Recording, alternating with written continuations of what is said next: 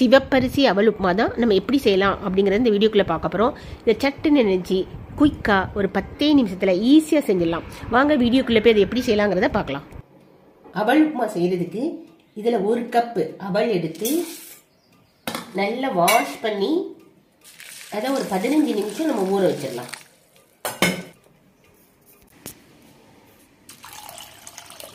ரெண்டு தடவை நல்லா வாஷ் பண்ணி தண்ணியை கீழே விட்டுலாம்.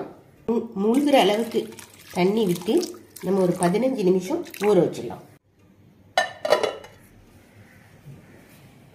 ஊற வச்சிருந்தவரை தண்ணியெல்லாம் வடிகட்டி ஃபில்டர் பண்ணி எடுத்து வச்சிருக்கிறேன்.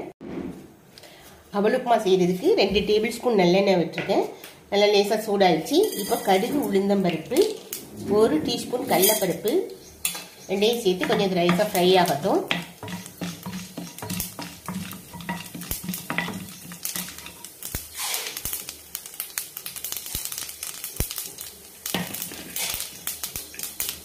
கடுகு வெடிக்க ஆரம்பிச்சு. இப்போ நம்ம கருவேப்பிலை சேர்த்துடலாம். பச்சை மிளகாய், இஞ்சி,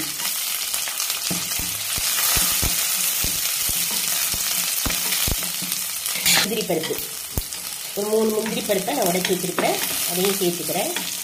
சேர்த்துட்டு ஒரே ஒரு மீடியம் சைஸ் பெரிய வெங்காயம்,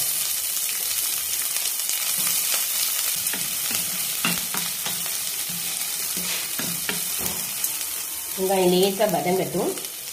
வெங்காயம் கொஞ்சம் வதங்கிட்டு ரொம்பலாம் சவக்க வேண்டாம், கொஞ்சம் வதங்கினா போதும். இப்போ நம்ம கட் பண்ணி வச்சிருக்கிற பீன்ஸ், 2 பீன்ஸு, கேரட், ஒரு 1/2 கேரட் கட் பண்ணி வச்சிருக்கிறேன். அதையும் இதில் சேர்த்து வதக்கிடலாம்.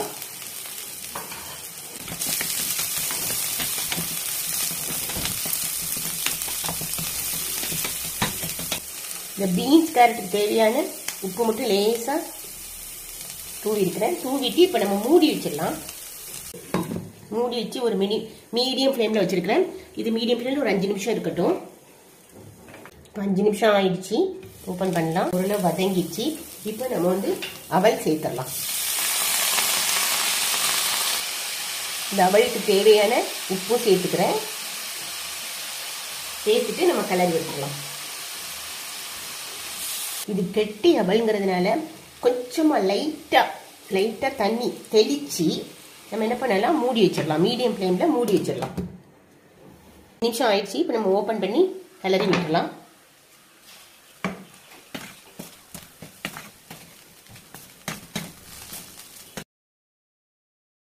கட் பண்ணி வச்சிருக்கிற கொத்தமல்லி இலையை தூவிட்டு 1/2 லெமனையும் நம்ம புளிஞ்சு விட்டுட்டு அடுப்பை ஆஃப் பண்ணிடணும். அடுப்பை ஆஃப் பண்ணிட்டு நல்லா மிக்ஸ் பண்ணி விட்டோம்னா நல்ல ஒரு சுவையான சிவப்பரிசி அவல் உப்புமா நமக்கு ரெடி ஆயிடுச்சு. இதே மெஷர்மெண்ட்ல நீங்களும் செஞ்சு பாருங்க. இந்த ரெசிபி பிடிச்சிருந்தா ஒரு லைக் கொடுத்து ஷேர் அண்ட் சப்ஸ்கிரைப் பண்ணுங்க ஃப்ரெண்ட்ஸ். தேங்க்யூ.